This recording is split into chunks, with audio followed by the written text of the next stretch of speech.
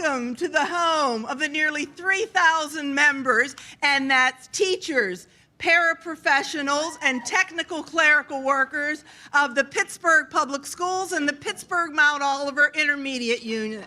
Welcome to our home. Wow, what a crowd. We are so happy to have you here. What a group. You know what I want you to know? I have the best job in the absolute world because I get to work with the best educators around.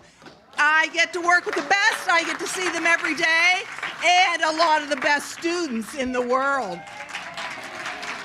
And you know what? We're all about evidence in the Pittsburgh Public Schools, and I'm going to share that evidence with you. And you'll get to see it today by some of the great and talented teachers we have, and some of the terrific and talented students we have too. So you're in for a big treat on a lot of levels. You already got to hear our Saul Straussman up on the balcony. So you were great, Saul. Thank you, executive board member. Where are you, Saul? There, don't hide. There you are. So we are so happy to have you here. And what a way to kick it off. We have all kind of terrific guests for you here, but I'm going to turn it over first of all to one of our terrific teachers, one of our finest, and I could bring them up here one by one, all 3,000, but I'm going to turn it over to a great representative, a great member of our executive board, a Spanish teacher at Westinghouse High School. He is terrific. Let's bring him out here. Westinghouse High School, the Bulldog. Do we have any Bulldogs out there? Rob, oh, I see some. Rob Mitchell. Rob Mitchell. Bring him on out.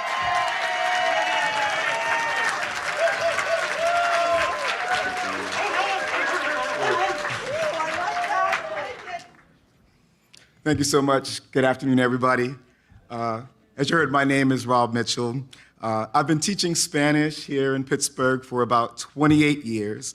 And from the start, I've been a proud card-carrying member of the Pittsburgh Federation of Teachers. This is my union home, and I'm so thrilled to be here with all of you and also to share the stage with so many distinguished individuals.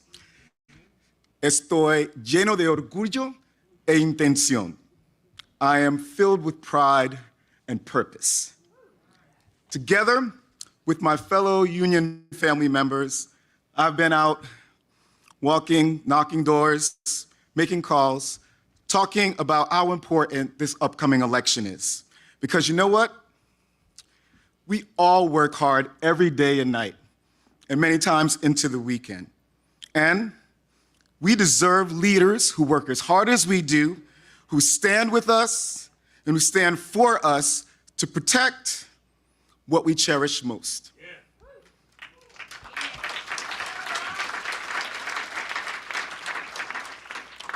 We deserve elected officials who protect our democracy, who invest in public schools. So thank you, Lindsey Williams and Summer Lee, for all you do.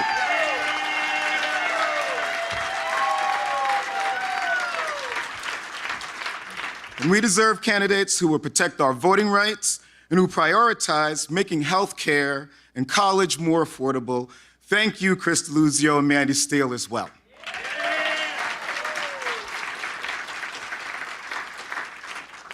We need leaders who will work to build our economy with working people at the forefront of their mind.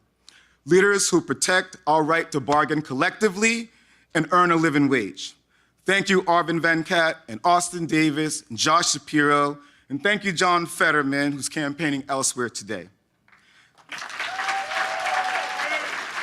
I want to thank all of them, standing tall while so many others are going low. We've got less than a week before Election Day, and it's time for action. So we need to rally every single one of our family members, our friends, our colleagues, to make a voting plan, to mail in their ballots today, and to make sure that they make it to the polling place and get their votes counted on Tuesday.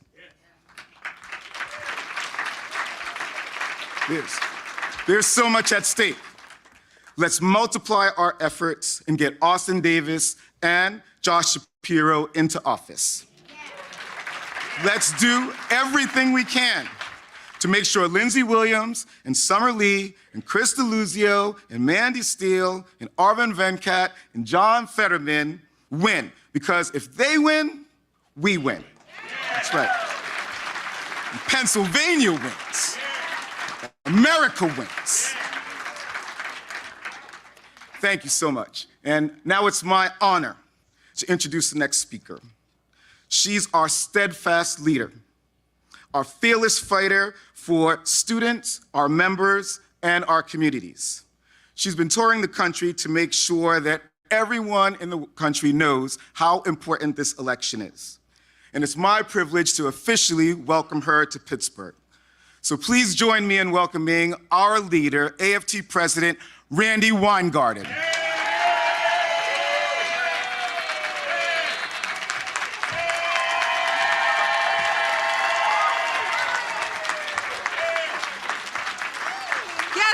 Guess what?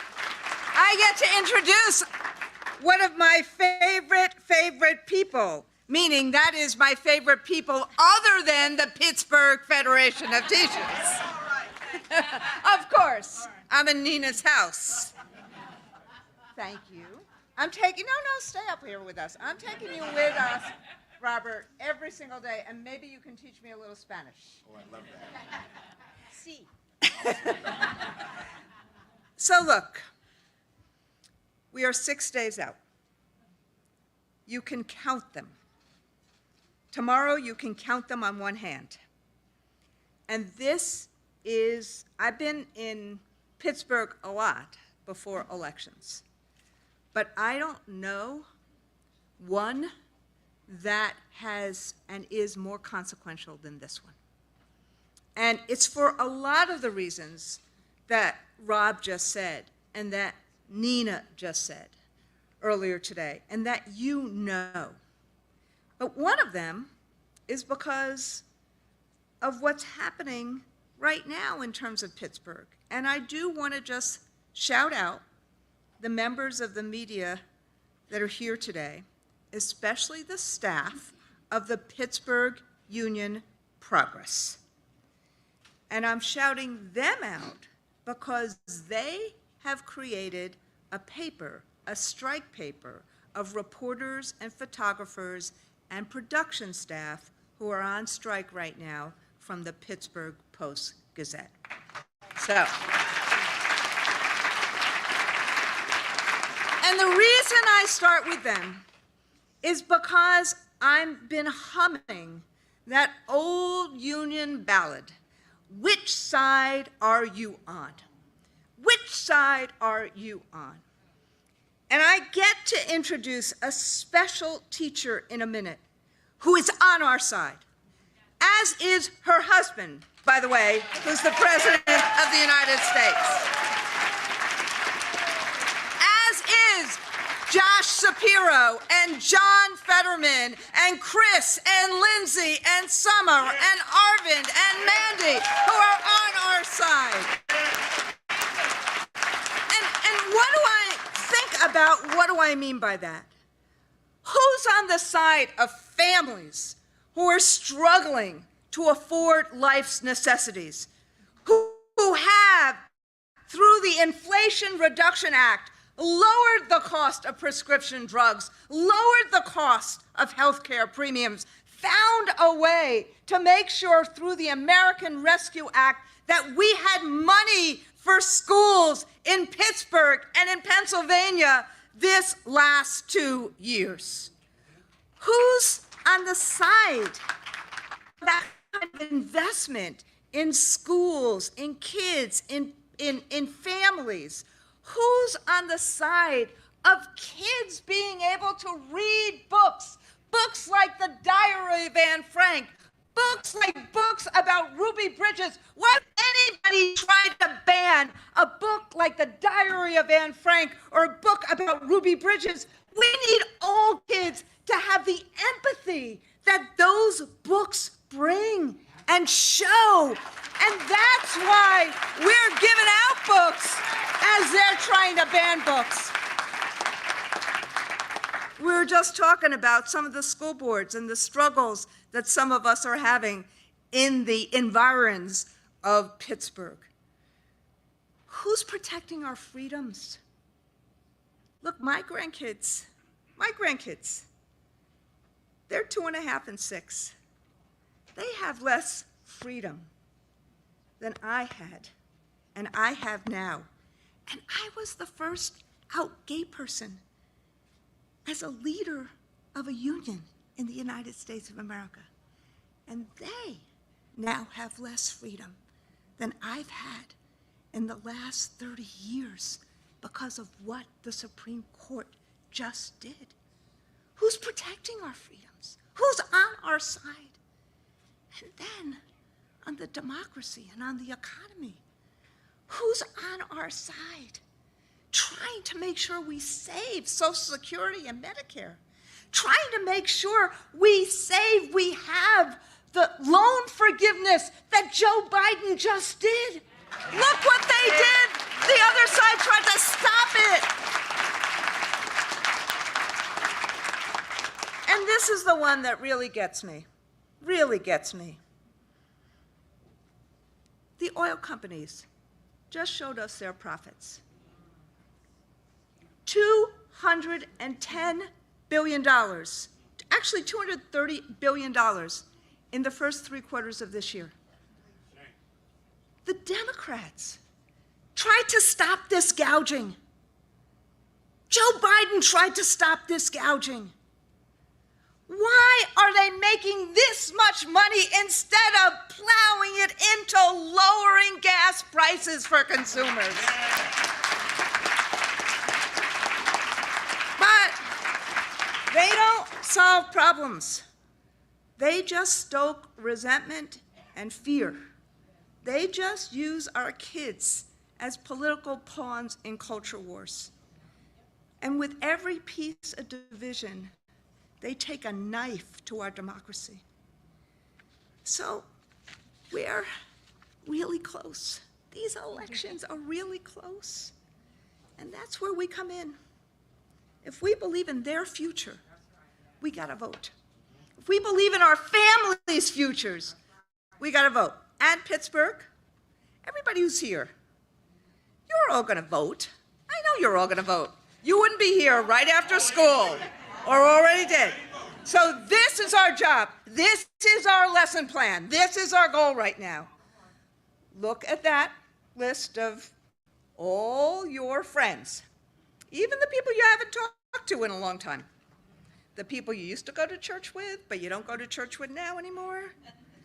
Synagogue. I won't even go to the people who you may have been married to. Look, you heard it before. There's people who are on our side trying to solve problems, and there's people who are problem makers. It's up to us to get the vote out.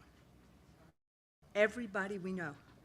If we believe in democracy, if we believe in freedom, if we believe in public education, if we believe that working families have a right to a union, if we believe in driving down prices and driving up wages, if we believe in government working, we got to get people out to vote. Because what we need are people like our special guest and her husband. Now, I'm sure you have heard President Biden introduce himself in front of a room of educators as well as elsewhere, and it goes something like, "My name is Joe Biden, and I'm Joe Biden's husband." Now, I'm not introducing her that way. Dr. Biden, Dr. B, as we know her, as First Lady, has been, frankly, a sea change from the last First Lady. Just saying. For her humanity, for her decency, for her competence, for science, for inclusion, for our kids, our schools, our communities, and yes, for our members. And every day, and I know this because I was there in the White House when they invited us the first day they were there. They hadn't unpacked. We have an ally in the White House, a person who literally has been grading papers in the residence. Somebody who knows what it's like to be on the phone late at night with a single parent who also happens to be her student trying to finish an assignment. Somebody who's been an instructor, not just at the whiteboard, but at the blackboard, coaxing the answers out of a class. There's just no substitute for that kind of understanding. But this is what I know about Dr. B. Compassion, care, determination, and drive. She lives the values of America every single day, bringing people together, raising them up. It's my honor to introduce Dr. Jill Button.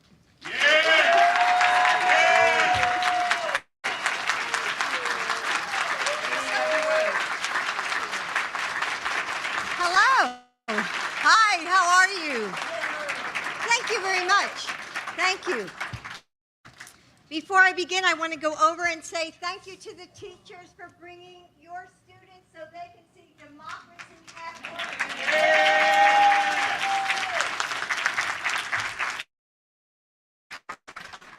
And Randi, thank you, because you always show up when you need it over and over again, and you stand up for our children and their teachers. We educators do this work for our students, and Randi, for your leadership, for your friendship, Joe and I are grateful. Thank you.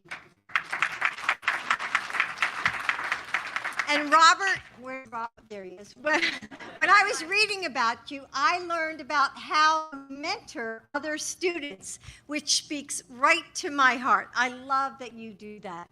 And I totally agree that mentorship is so critical. Your students, fellow educators, and this union are fortunate to have a teacher like you. Thanks, Robert.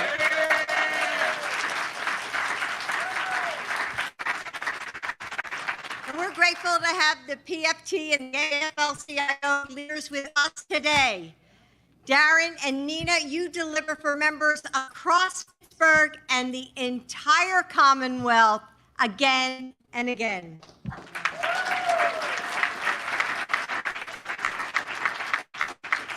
I don't know, you guys, you just got out of your class. You have a lot of energy. My husband, Joe, ran for president to fight for workers. He understands that unions built the middle class. You've seen it right here in Pittsburgh, that when people have the chance to work hard and use their collective voice, we can build a brighter future for everyone. I've been a union member for many years, and I'm so proud to stand with you. Not only our teachers, but our nurses and our bus drivers and the women and men who are making America union strong every day. You know, one of the things that I love most about educators is that we aren't just dreamers, we are doers. When our lessons don't go according to plan, we find another way to make it work. And when our students are struggling, we help. And the results are the lives we change. Right now, someone out there is a better thinker because of you. Someone is standing a little taller because you helped her find the confidence that she needed. Someone is working a little harder because you pushed him to try. And someone is kinder because you showed her what that meant. And someone is braver because you helped him find his courage. And we aren't just doers in the classroom, are we? No, when our students come to class hungry, when our students need more support, when we see injustice and inequality, we speak up. We organize and we fight for the communities we care about. And we never give up. Right now, we're in the fight for the future of our country. Educators, you all helped elect my husband, Joe, and I'm grateful for that because he knows how to get things done.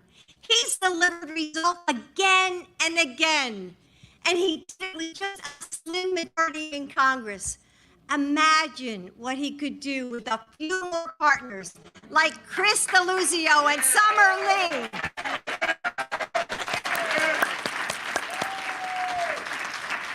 This election is a choice between two drastic visions for our future.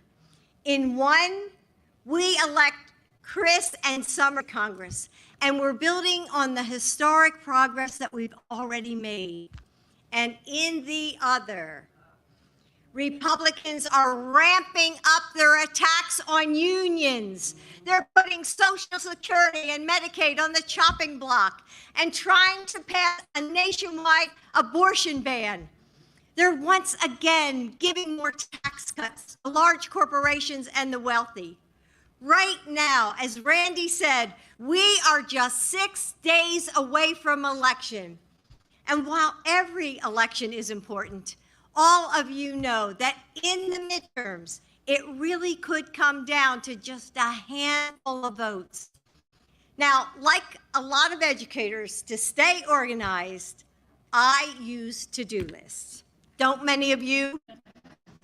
So this election is going to be won or lost by where voting falls on your to-do list.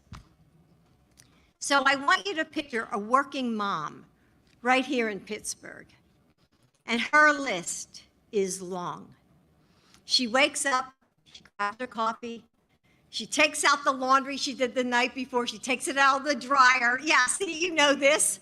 Just as her daughter starts asking her for clean socks, she spends her day jumping from meeting to meeting. And when 6 p.m. rolls around, she rushes to the drugstore to pick up a poster board for her son's project before she makes dinner. Yeah, a lot of you are shaking your head. We've all done this. But where is voting on that list? Working parents, students juggling school jobs, seniors who may need a little more help. Will they be able to turn in a ballot?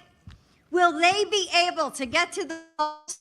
Or will voting be the thing that just doesn't get crossed off the to-do list? This year, up and down the ballot are going to be so close. And the only way we're going to win is by and encourage others to do the same, no matter how they are. So put voting on the top of your list and help us make sure your fellow educators and neighbors do the same. With your voice that makes people stop what they're doing and pay attention. Well, now is the time to use it because this election is going to come down to those little moments. One ballot cast, one phone call to a neighbor who maybe forgot to vote, one ride offered to the polling place. Again and again, these small actions add up to something much bigger than anything we can do alone. It starts with you. It starts with all of us digging a little bit deeper, working a little bit harder, and believing that together, yes, we will win. AFT, thank you. Thank you. Thank you. Thanks.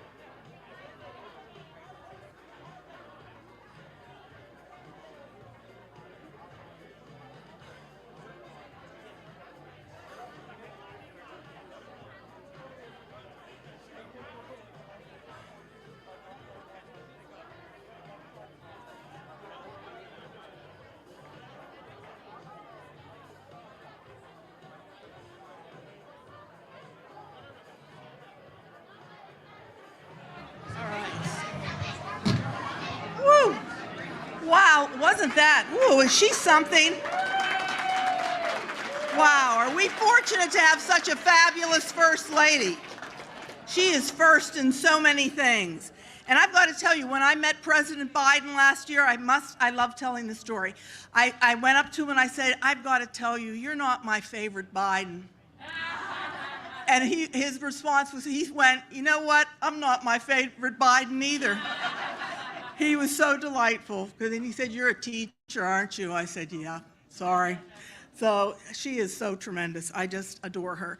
But we have such a treat for you now, another treat. Well, so many treats today, because this is a group so wonderful. I told you we have fabulous teachers, and here's another one of our gems.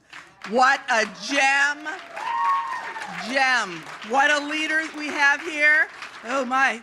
Let me see. Oop, I have my wrong card. So we're going back to here. We want to welcome this terrific group.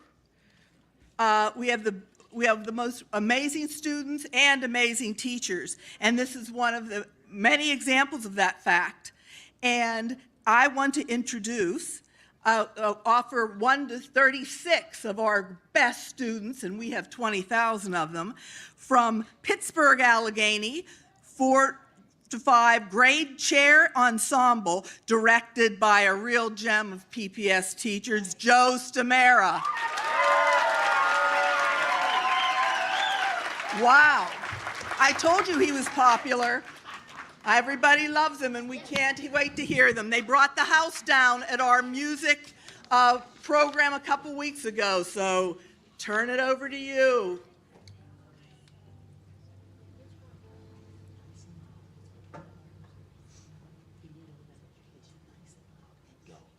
We know that education is the key to our future.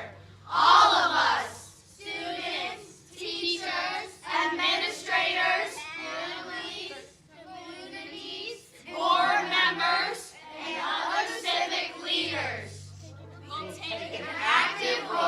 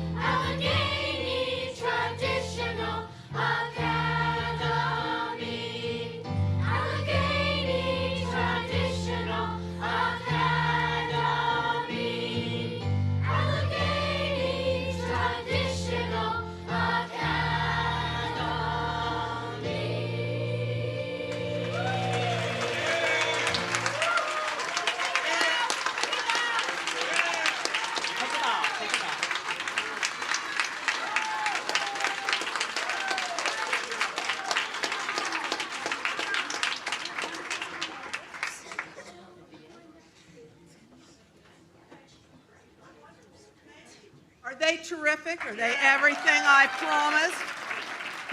Mr. Stamera, you've outdone yourself again. One of our stars, and may I say, I want to recognize his student teacher, Jacob Berger from Carnegie Mellon University. Soon I hope to be a Pittsburgh public school teacher and a PFT member there, Jacob. Let's not forget to sign that blue card. And the choir mom, Meg Van Dyke. We love our parents. Love that parent. Thank you so much. Thank you very much. And we'll be hearing from them also, and from our jazz band also. All right, let's hear from our speakers too. We are so fortunate in Pittsburgh to have great teachers, great parents, great students, and you know what else? We have terrific union leaders. We have one right here with us that I'm so proud to serve as a vice president on the Allegheny County Labor Council. And I serve with a very dynamic, wonderful president who is relentless and tireless in fighting for our unions and union families. He supports us, unifies us. Hey, he reminds me of Randy. And reminds us each and every day what unions could and should be. Where is that Darren Kelly? Come on up here, President Darren Kelly. Get up there, no problem. Here we go. You did an amazing job. Sister Nina, as always, an amazing job. PFT 400, it's no coincidence why we're always here. Thank you for everything you do and your commitment to this movement. To my sister Randi, welcome, as always. This is definitely not the first time we've shared these days before Election Day. You know, I came wound up to talk, the ice flying through the veins, until, kids, you put this all into perspective. This is what we fight for. We fight for your way of life. We're so proud of what you just did right there. Thank you so much. You make a difference. You really do. You really do. And I got to take one jab to my friend Rob. There was one thing, Nina, that you forgot to say, that you always say. I am a proud, what grad? Pittsburgh Public Schools. Alderdice grad. I'm a proud Alderdice Dragon. And you didn't think, many a times I walked on the Bulldog, many a times. But, you know, it brought up a lot of memories from great people like George Webb, and that even though I played, ball dice, everything we did in the regionals went through Westinghouse. So believe me, the generations go on and on. So let's go down a little bit of a memory lane, my friends. Anybody remember where we were 2 years ago tonight? Remember where we were? Where were we? Heinz Field. You remember that? Lady Gaga get ready to come on stage. Remember that? John Mayer playing out in Philly.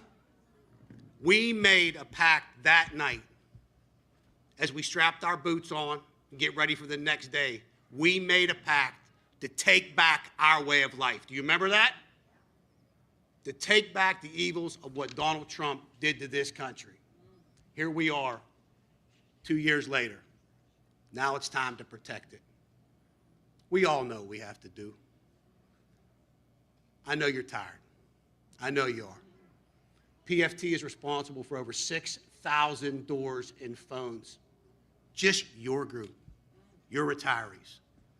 Our Labor Council wouldn't know what to do without you. So on behalf of all of our 100,000 Labor Council family, I say thank you for your commitment, because this is only one half of the great things you do. You raise our children, and we say thank you for your commitment. But I want you to think about something. Like I said, I know you're tired.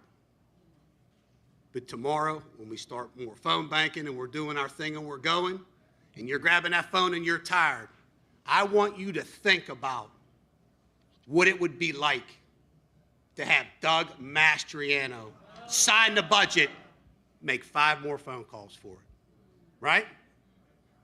And at the same time, when you're knocking doors, and think about Dr. Oz having a vote on who goes on the next Supreme Court. Give me 10 more doors. You feel that inside? The days of debating policy are gone. That's gone. Used to be about politics. This is a situation between right and wrong, good and evil. We have to be able to stand up. You are not just Labor's army. You are the army of those that can't speak, that don't have the power to stand up. You are it. You must embrace that. And, you know, when the First Lady was speaking, and it was amazing to see her, it really was, and she was so spot on so many things about some people on the right side of the aisle. Did anybody see when Kevin McCarthy was here rolling out his plan for working families in Pittsburgh?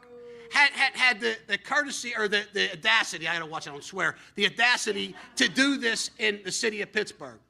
And I was in one of my moods. And weekly I said, yeah, you damn right I called what you brought here a clown car. Where were you when the working people needed you? How dare you come here and talk about what America is? Where were you when a piece of legislation that would have put over 10 million people to work or continue union work all throughout this country, when the biggest public works projects since the New Deal, where were you? Not one. Where were you to protect union pensions? Not one vote. So why are we confusing ourselves? It's time to vote who protects our way of life. The men and women that are here, that are sitting with you, that will consistently fight these battles for you. So I'm asking you, my friends, I know you're tired. I know you're wore out. We all are. But you have the warrior soul in you for a reason. We rely on you to take care of our children. We'll rely on you to protect this democracy. Brothers and sisters, it's an honor to be here with you. Thank you very much. Thank you so much.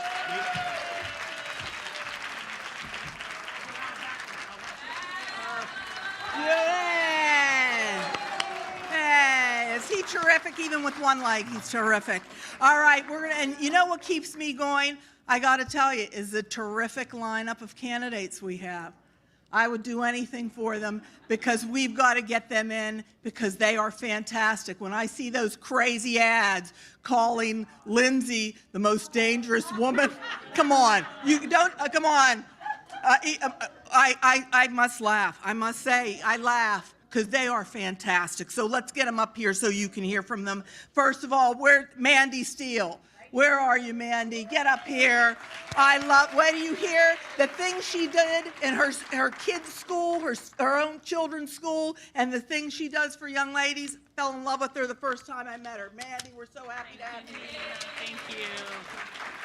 Hi, everybody. I'm so glad to be here with this group of strong Democrats. Feels good. Feels like a good place to be. What an honor to have our First Lady here. Oh, my gosh. And I want to say that I feel that President Biden has done us right in a lot of ways. And his steady, reasonable, calm leadership brought us back from the brink that we found ourselves in not too long ago. As a mother who is very, very concerned about the future of this planet, the stability of our planet, the future that these kids face on this planet, that groundbreaking act that he passed to incentivize clean energy is going to be a game changer. It's going to make sure, it's going to allow us to have a sustainable future and a successful future too. And guess what? In southwestern Pennsylvania, you know what an act like that means? It means we have the chance to restore our part of the state as the manufacturing capital of the world. We can get it done with that act that he passed. Create so many jobs and really revitalize our economy in a big way. And now is our chance to do it. As Nina said, I'm a mom. I have 4 kids. They are 5, 7, 9, and 11. And they are all in public school. I understand the enormous value of a well-funded public school system intimately. I understand the enormous value of well-compensated teachers, well-resourced classrooms.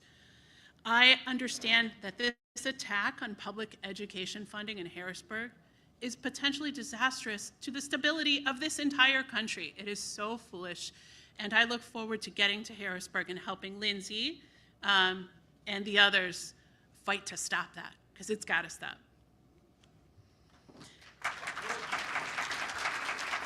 AFT stands with teachers. I stand with teachers. And so does our strong party. We're with you too, all the way. Thank you to Nina, the incredible leader of PFT, and to Labor Leader Darren for hobbling up on this stage as he always does. And thank you to so many of you for putting this incredible effort into these races, because when we win, it is going to be because of your effort, yours. It was a real boost to have our First Lady here with us in Pittsburgh, and I'm sure that we're going to do her proud on Tuesday. So let's get it done. Thank you all.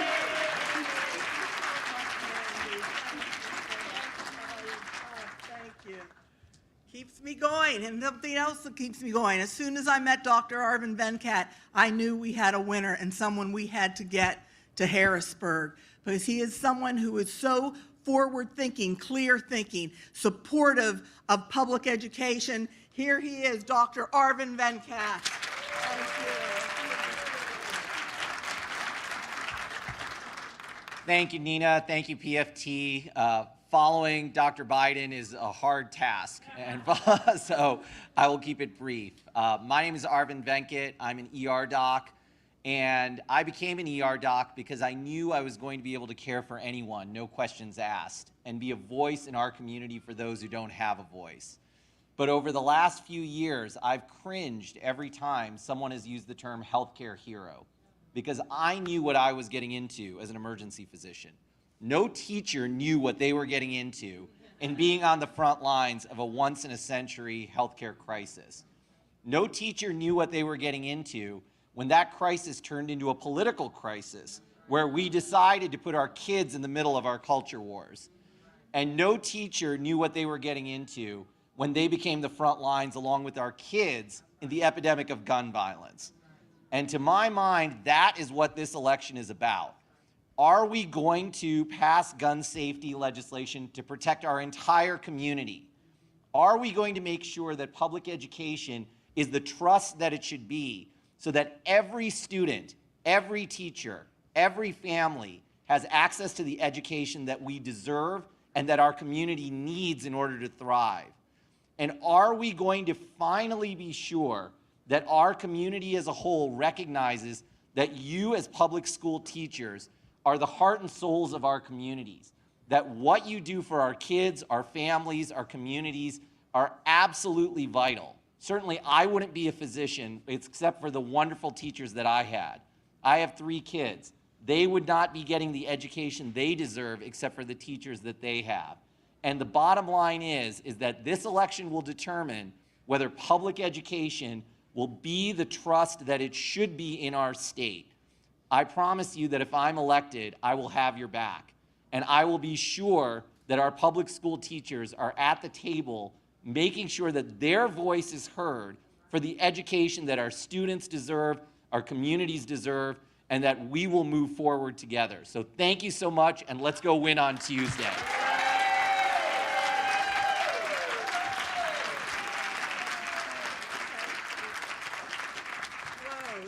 I'm ready to go door knock. I'm telling you, I love our candidates. And the next candidate, whenever she comes to visit PFT, I always say to her, welcome home. Because when I met her, she came to work for the PFT, and we knew there was something special. And when we helped to send her to Harrisburg, which I'm very proud of, she kept it up. She is relentless, working for the working man, for education, and I'm always writing to her on Instagram, do you ever sleep? And I don't think she does.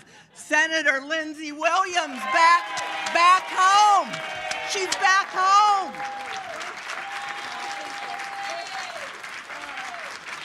Thank you, Nina. Thank you, everyone. Yes, this is home, and I wouldn't be in the Pennsylvania State Senate without the Pittsburgh Federation of Teachers, without every single one of you who worked so hard in 2018. And I actually, when I was trying to decide whether I was going to do this crazy thing, like run for Senate, I was standing in the back of this room when I decided that I was going to run. So it started here. And thank you. You all taught me so much. I came here with a background in labor and employment, but not education policy. And every single one of you took the time to educate me. Do what you do best, be teachers. And you've continued to do that while I've been in the state Senate. And thankfully now I'm the minority chair of the Senate Education Committee.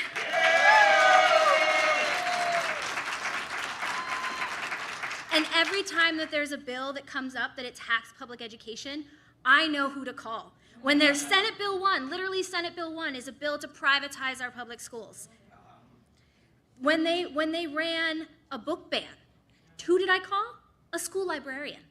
I called a school librarian to talk me through the process of what our schools do to pick books and the thought process that goes into that and why we need to protect that for every one of our kids so that they could be safe and included in our schools.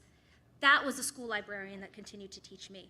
And you know what? Now I'm getting attacked for being one of 4 votes against the school code bill. And you know why?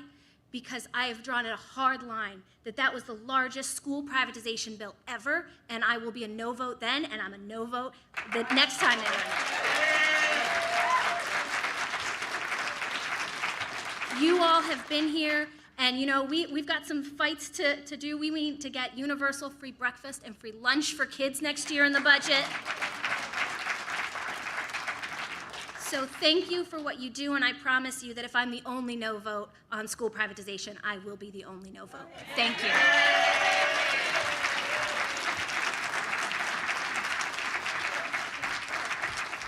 Oh, we're so lucky.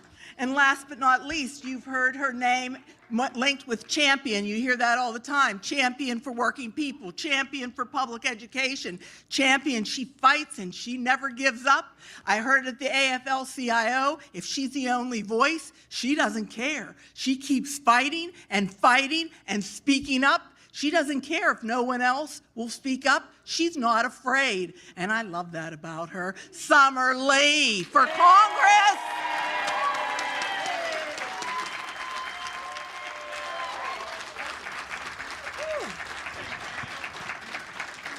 Let me start just really quickly by saying thank you so much to Lindsay, who is about to put me to shame.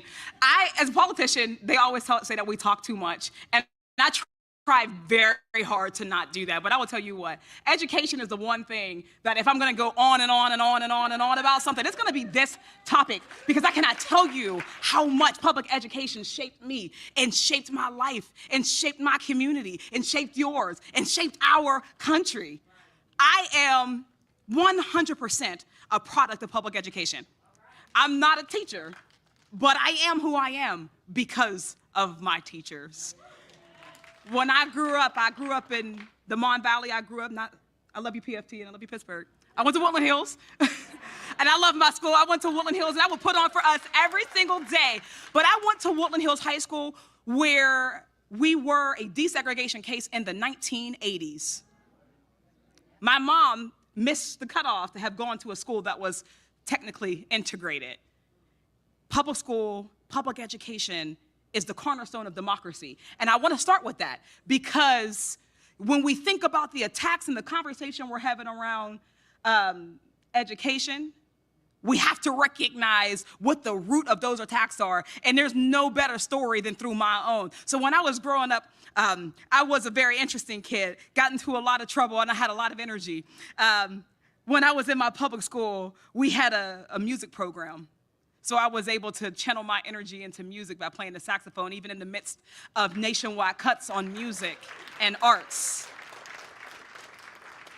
When I still had energy left after that, I then went to track practice and basketball practice from my coaches who were also my teachers, who dealt with me all day. because we are able to have those programs. I had free lunch because my mom was a single working class mother who worked multiple jobs. She relied on me to get on the school bus in the morning with bus drivers who kept us safe and made us feel important and special. I remember the first time I found myself in the education system when I was in Mr. Hickman's world history class and then his African American history class. I had made it.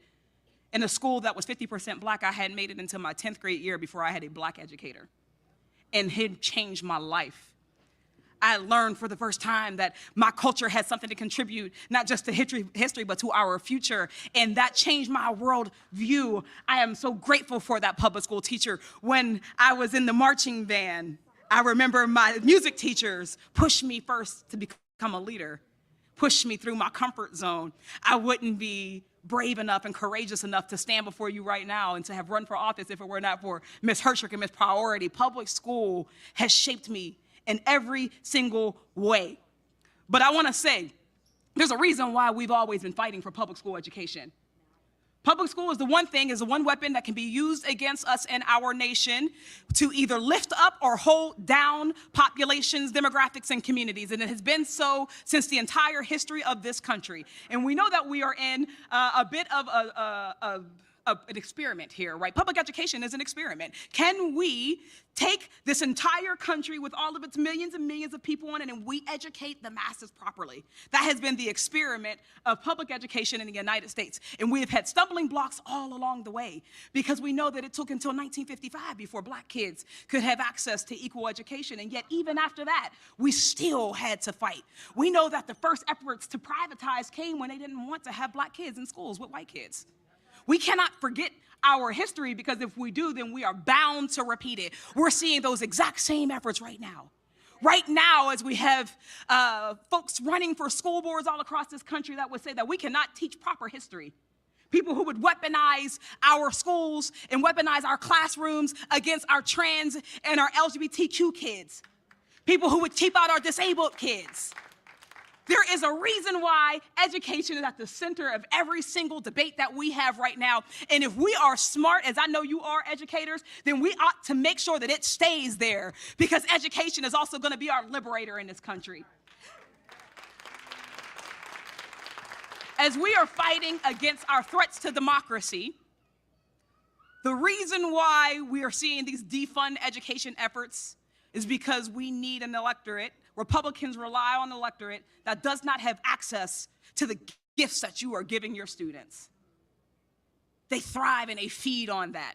That's why we need to multiply you. That's why right now when we think about what is at stake, it's easy to make it a big, kind of bigger picture, large and looming picture, but let's personalize this right now. Let's personalize this right now. We saw kids sitting over there singing, and I know because I looked in their eyes and they look like me. There's a kid who was in that stage over there who was singing, and they are being saved by a public library right now. But yet in Norway, they're trying to defund one. I know over there is a kid who is being saved because of a book that a teacher is putting in their hands, and yet they would ban them. We have to fight back. There's a kid who's being distracted because of policies that people who don't care that much about whether or not they survive, they don't have their best interests at heart. There's a kid who will be distracted because of that policy. Right now, we have educators who are afraid to show up in their classrooms because of the gun violence that has run rampant throughout American society, and yet we have policymakers who want to give you a gun. They'd rather give you guns than give you new books, than give you new desks, than give you supplies, than give you HVAC systems, than to get the asbestos out of your buildings. They would rather give you guns than to give you an equitable funding scheme. They'd rather give you guns than they would give you housing. They'd rather give you guns than they would give you health care. They would rather give you guns than give you transportation. They would rather give you guns than to give you a bridge. Do you get where we're going? They'd rather give you guns than protect your union. They'd rather give you guns than a living wage. We have a problem in American society, and that's going to play out on Tuesday, y'all. We got 6 days, and there are people who are fighting to wrestle the fabric of American society right away from us. We cannot get caught sleeping. So I know, and Brother Darren talked about the fatigue that we're feeling here, and I'm feeling that fatigue. Woo, I'm feeling that fatigue because, if I know, I'm sorry that you all have to see me on the television so much. I'm tired. My campaign is tired, and I know the teachers are tired, and we all are. But I was talking last night at the governor's rally, and that's important to me too, because it's important that we show up for the entire ticket, because I can tell you that education isn't just about the books and the buildings. Education for you, for our educators is also about whether or not we have an abortion ban nationwide. That doesn't help educators. If we can't afford college, that doesn't help our educators. This election is all interconnected. It's all interconnected. And every ad you see right now, they talk about public safety and crime because they want you to believe that the party of guns, more guns, actually cares about public safety. But you educators know how we do about something about public safety. We know that we can solve crime and public safety by funding our schools, by funding our transportation systems and health care, and providing opportunities for those kids, and making sure that those kids have wraparound services and trauma-informed care and health care, and making sure that they have bus drivers to get them to school every morning, and making sure that their classroom sizes are appropriate. We know what to do about public safety. So don't you let the party who would march on the Capitol when they didn't like the results of an election tell us about crime and public safety. We cannot be distracted right now. So I told you I was going to talk too much here because I need to leave with you all and instill in you all what we got to do in these next 6 days. Because if you're here, and I know a lot of your educators and your staffers and your colleagues couldn't be here today because, God bless you all, you got school, or extracurricular activities, or families of your own to go home to. And as our First Lady talked about, and I never heard people talk about it this way, how hard it is to vote. Sometimes we shame people when they can't vote, and we forget ourselves what we go through in everyday lives. We forget ourselves how easy it is to get caught up in all of the things that we have to do in a society that isn't quite serving us to the best of its ability, even as we fight for it to be its better self. So in these next 6 days, and people have talked about it, I want you all to make a voter plan. Not just for yourself, but I want you to think about everybody in your life and everything you're fighting for. I know as educators, you are here for very many reasons. Some of you are here, all of you are here for education. Some of you are here for healthcare. Some of you are here for reproductive rights. Some of you are here as affirmative action is being debated at the Supreme Court right now. Some of you are here because of housing. Some of you are here because of transportation. Some of you are here for clean air and clean water. Some of you are here for union protections. Whatever it is that you are here for, I want you to think about that when you sign up for that shift to go and talk to a voter. And if you can't sign up for that shift, I want you to think about who in your life can you talk to right now. Pull your phones out and think, who have I talked to in the last couple of months about the election? Because it's time to re-up that conversation. Remind them, we can't take anything for granted. People will vote, and we have data that proves this. People will vote when we ask them to. So don't just do the Facebook posts. Call them, text them. When you're in the lunchroom, pull them to the side. Make sure that they know how they can vote. Make sure they know where they're going to vote, what time they're going to vote. Your day is going to be busy on Tuesday. Are you going to go before or after? Probably after. But all of those things, making that plan with people increases the likelihood they will vote. And remember what we are fighting for and who we are fighting for. If all of those things that we mentioned, I'm asking you to think about right now, if each one of those things is good enough reason for you to turn out, then I want you to fight like hell. We have to fight like hell through every ad, through all of the things that would make us feel discouraged. Push that aside. We got 6 days. And I know that I'm in a union room, so I'm going to do an end this with a chant because I don't even have an appropriate ending. But what do when we fight? When we fight? When we fight? When we fight? When we fight? Come on, I don't know anybody who fights like a teacher. So as my mayor would say, let's go get it.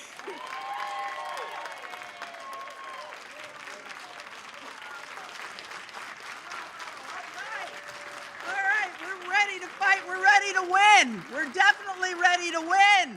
And before we go, and before you go, you better get to that food truck. And we got plenty of pizza, plenty of drinks. And before you go, we're going to hear, and we have one more wonderful speaker to send you out. And we have our staff jazz band. I told you we have so many fabulous, talented teachers. Our staff jazz band is going to take you out to those food trucks, and I want to introduce them to more of our wonderful music teachers, Alex Schallenberger, Chad Hill, Chris Snyder, Ray Strobel, and I'm Zach Young. So you give them a big warm, and I'm going to bring up Harold Grant, our parliamentarian and staff rep extraordinaire, to give us our final words of the evening.